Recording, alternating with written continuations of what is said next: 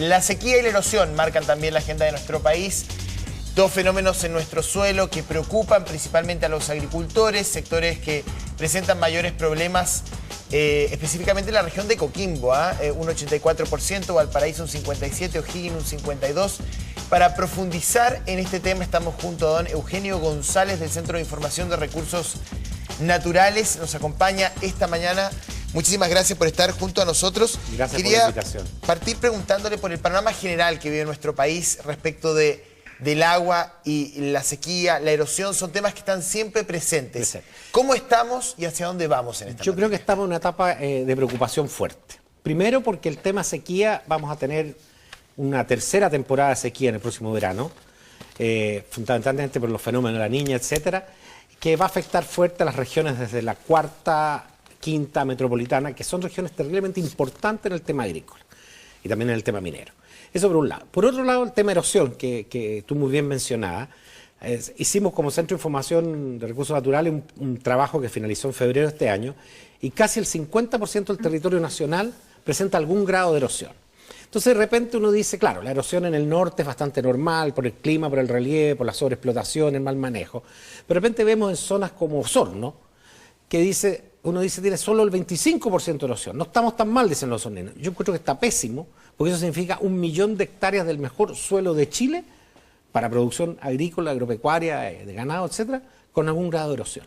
Entonces yo creo que aquí lo primero, y en eso estamos empeñados como Ministerio de Agricultura, nuestras autoridades están empeñadas en eso, es crear la conciencia que el problema de suelo existe y el problema de agua existe. Pero esto no es un problema solo de Chile, es un problema a nivel mundial. O sea, las cifras mundiales de agua son bastante más dramáticas que las nuestras, porque ya se habla del año 2025, 3.000 millones de los... bueno, ahora hay 7.000 millones de habitantes, van a haber más por supuesto esa fecha, tendrían serios problemas de agua. Por lo tanto, el agua va a ser más cara que el petróleo, el agua va a ser fuente de conflicto, etcétera. O sea, el problema hay que crear conciencia. En Latinoamérica tenemos agua, pero no la estamos cuidando como corresponde. O sea, sí, de hecho, el problema del agua va a ser uno de los grandes problemas a futuro. Chile es uno de los grandes beneficiados con agua dulce y siempre se ha dicho eso, en la zona sur de nuestro país principalmente. ¿Dónde nos caemos todavía en el tema, principalmente la legislación, por ejemplo? Porque me imagino cuando yo veo a alguien que está regando la vereda para sacar la hoja seca, me da impotencia. O lavando un auto. O incluso ya lavando un auto, pero es que Eugenio, para tirar una hoja seca con una manguera con agua potable. Exacto. No hay ¿Por qué conciencia. la ley, más allá de la... Sí, yo creo que es exactamente, o sea, falta conciencia. Pero ¿por qué todavía la ley no es más dura, más estricta en el tema del agua, que yo creo que es vital actualmente? Yo creo que urge meterse en ese tema a fondo, como tú muy bien dices. Y yo creo que una gran falencia que hay en Chile, me voy a meter ya en un tema más político, aparte de que se va a tener que revisar en algún momento toda la legislación de derechos de agua, es que en Chile no tenemos una sola institucionalidad del agua. En otros países ya se ha creado a nivel de subsecretaría, incluso a nivel de Ministerio de Recursos Hídricos. Acá tenemos la Dirección General de Agua, que hace una importante labor en el Ministerio de Obras Públicas, la Dirección de Obras Hidráulicas, la Comisión Nacional de Riego en Agricultura, el tema agua lo toman en Medio Ambiente, el tema agua lo toman en Minería. Yo creo que urge sentarse a pensar que el problema es grave, que nosotros, si bien es cierto, tenemos agua, se desperdicia mucha agua en el sur. Del 100% del agua, el 70% llega al mar y solo el 30% se ocupa, mientras que la gente del norte, como tiene el problema, tienen grandes plantaciones de uva, por ejemplo, con riego en goteo, y le sacan un partido terrible a suelos bastante más malos, con menos agua, porque hay tecnificación. Los sureños, como les sobra el agua, se va al mar. Entonces, yo creo que ese es un tema que hay que meterse. O sea, aquí debiera haber una sola institucionalidad que se preocupara realmente a fondo, con una autoridad del más alto nivel, porque en este momento, al estar disgregado, vemos que hay muchas acciones. La Comisión Nacional de Riego está haciendo unos proyectos fantásticos, la DGA está cumpliendo su lado, pero si uniéramos todo esto en una gran política del recurso hídrico en Chile, yo creo que sería mucho más eficiente. No es que yo quiera crear burocracia, todo lo contrario, quiero reducir la burocracia y mejorar la organización. Hay poca agua a nivel mundial, hay poca agua también en nuestro país, ese es el marco general, pero esa poca agua que tenemos, ¿a quién pertenece? Bueno, en el tema de agua subterránea y todo eso están los derechos de agua, que hay grandes empresas, hay empresas eléctricas, empresas mineras, agricultores, etcétera. O sea, el derecho de agua se hacen registros, etcétera. Hay todo un tema de legislación que data de siglos pasados. Ahora, ellos son los dueños de esa agua. También hay agua que depende absolutamente del Estado. Todavía hay muchos sectores que no han sido adjudicados. Por eso digo que igual hay que hacer una revisión y crear la conciencia de que tener mucho más responsabilidad en su uso. Y por último, los que son propietarios, hay que normarles un poco más el uso y evitar el abuso. ¿Se está abusando del agua hoy día en Chile? Yo creo que en muchos lugares se abusa del agua, y no porque se quiera cometer un delito, sino que porque no hay conciencia. O sea, lo que mencionábamos anteriormente, la gente, incluso uno ve los lavados de autos, están como una hora tirando, son miles de litros que se gastan. O sea, claro, queremos que los niños cuando se laven los dientes no lo hagan con agua corriente. Pero si decimos eso, el niño después pasa por una parte y ve que para lavar un auto con agua potable están gastando miles de litros. O sea, no hay conciencia. Y en el tema de los propietarios del agua, también hay problemas legales serios. No me quiero meter en esa parte, porque además no es la que yo domino, la parte de legalidad.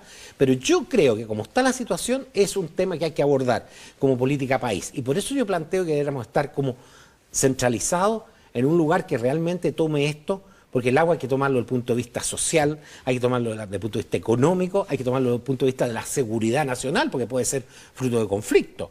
Las zonas de campos de hielo sur es una zona que es una gran reserva de agua mundial y es la única zona que no quedó definida con los litigios, con las diferencias que tenemos con Argentina. Con Argentina habían 24 problemas limítrofes, se solucionaron 23 en la época de los gobiernos de señor Menem con el señor Frey. Quedó ese pendiente. Y es un tema importante. Por eso te digo, o sea, claramente aquí tiene que haber una política. Acá nuestro actual gobierno, a través de la Comisión de Riego, está haciendo cosas bastante interesantes. Nosotros estamos haciendo diagnóstico, pero ya aquí es crear conciencia, pero también hay que tomar acción. ¿Qué pasa en un país donde la principal actividad económica es la minería? Y la minería es una de también las principales actividades del uso de las aguas, ¿cierto? Y también el problema que siempre conlleva la contaminación de las aguas. Exacto. ¿Cómo se puede manejar y hacerlo lo suficientemente sustentable? Yo creo que primero hay que endurecer mucho más la legislación con el tema contaminación, porque hay formas de ir disminuyendo, aminorando Segundo, yo creo que el tema de desalinización, que tiene un costo alto. Desalinización de agua de mar. O sea, pensemos que de toda el agua del mundo solo el 2,5 es agua dulce, el resto es todo agua salada. O sea, a la larga se va a llegar como ya en los países árabes están desalinizando, yo creo que la minería debiera... Están ganando mucho, por lo tanto deberían ganar un poco menos y empezar a trabajar en esa línea para dejar las aguas dulces a la agricultura. O sea, la agricultura, los suelos, todo es la vida. O sea, si el agua es vida, o sea, sin agua sonamos, porque mañana puede faltar el petróleo, pero ya van a inventar el gas, el biocombustible, cualquier otra cuestión y último andamos en bicicleta, ¿no es cierto? Pero el agua no puede faltar nunca. Y ese es un problema que la gente no crea conciencia, porque la gente ve agua. Ve que todavía hay agua, entonces no toman la conciencia. Pero más real. allá de la creación de conciencia entre la población, también está el tema de la regulación por parte del Estado y principalmente hacia las grandes empresas, que son las también grandes utilizadoras. Y eso es algo que yo creo que en el tema legislativo, en el tema de legislación, hay que endurecer la mano en muchos aspectos del uso, hay que normar mucho más este uso, porque estamos frente a un problema. A lo mejor el problema no está hoy, aunque ya... Sequía, llevamos 2 años de episodio de sequía fuerte en zonas agrícolas súper importantes. Nosotros pretendemos que Chile sea potencia agroalimentaria, pero claramente necesitamos de agua y necesitamos de suelo, que es el otro gran tema. Los suelos en el mundo, la mitad de los suelos del mundo hay un problema de erosión. De hecho, hace poco la FAO tomó acciones de ya no limitarse a contar las hectáreas, los millones de hectáreas en el mundo con problemas, y se creó una gran alianza para salvar los suelos del mundo, y afortunadamente nuestro país y Siren está integrando este Consejo Mundial para trabajar proyectos en esto, porque claramente los suelos pobres agricultores pobres generan pobreza. ¿Ah? Y lo otro que hay que trabajar es el que nosotros estamos trabajando esa línea también, líneas de investigación, del modelamiento de qué es lo más eficiente y lo más productivo para cada tipo de suelo. Porque claramente, a veces una hectárea, la persona dice, no, es que yo siempre he sembrado, no sé, palta o hortalizas, pero ahí a lo mejor debería poner arándano y con eso ganaría más dinero y el suelo sería más productivo.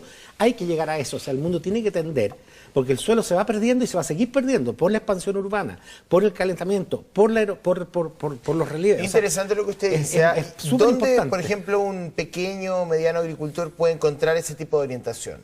¿Qué hacer con su suelo? Nosotros tenemos el tema erosión, por ejemplo, que la información predial de erosión la tenemos a disposición de todo el mundo en nuestro servicio. La gente puede saber cómo está la cosa en ello y tomar medidas. Por ejemplo, la sobreexplotación. De repente hay zonas en que la persona debe tener a lo mejor un vacuno por hectárea y tiene 4 o 5. Ese suelo lo está matando.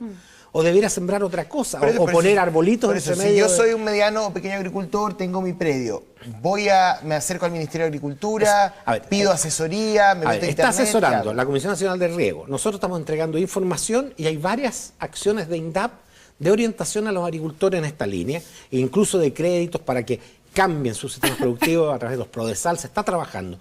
Aquí hacía bastantes años que no se tomaba esto tan a fondo. El actual gobierno, a través del Ministerio de Agricultura, ha tomado a fondo la responsabilidad de esto.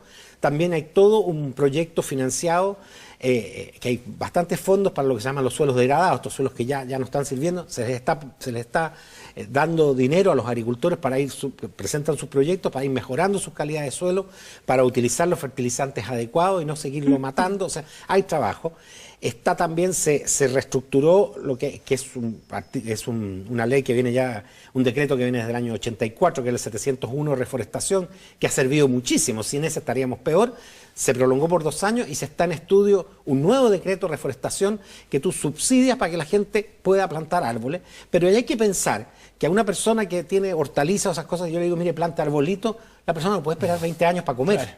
Por lo tanto, tú tienes que no solo pasar los arbolitos, sino que financiarlo durante un tiempo a cuenta de eso para que pueda comer.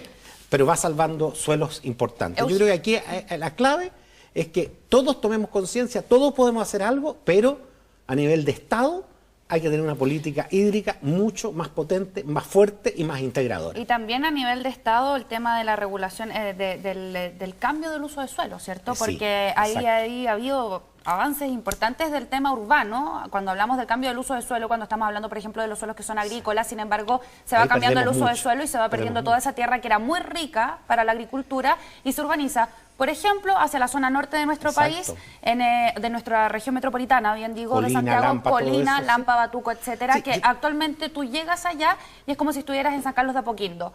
Kilómetros de pavimento y condominios. Puede ser muy bonito, puede ser muy bonito, pero no es la idea. El campo era bastante, era bastante más bonito el campo. También, sí, yo comparto plenamente contigo. Y una tierra muy rica agrícolamente también. Exacto. Entonces, ¿qué pasa con eso? ¿Qué pasa con esos cambios de suelo? Yo creo que ahí los cambios de uso de suelo realmente merecen mucho mayor análisis, un análisis mucho más profundo y pensar que mejor que lo que hay en ciudades, yo prefiero recuperar barrios antiguos, invirtiendo en esos barrios antiguos, que además tienen los servicios, tienen todo, a seguir creciendo las ciudades. Pero esto es un problema mundial, este crecimiento expansivo de las ciudades hacia los lados en vez de crecer hacia arriba. Porque claramente perdemos suelo. Ahora, y no solo por ese tipo de cosas. En el último catastro frutícola de la región metropolitana, bajó en toda esta zona de Buin, Maipo, todo eso, bajaron la producción de fruta, no porque haya habido expansión urbana, sino que por las famosas, que son muy agradables, las parcelas de agrado, en que la persona no produce nada, tiene un palto, un manzano, un caqui, una cancha de golf. Y claro, o una cancha de fútbol para los cabros, lo cual me parece súper bueno, pero tú vas perdiendo suelos que debieran ser productivos y ahí producir fruta para exportar y eso son divisas para el país. O sea, ahí hay todo un concepto que lamentablemente en ese sentido el Estado tiene que meterse y normar. Don Eugenio, muchas gracias por haber estado esta mañana con nosotros. Y usted mencionaba salvar barrios, y yo me voy a quedar con eso para ir al tema que viene. Muchas gracias por la invitación. Gracias, Eugenio.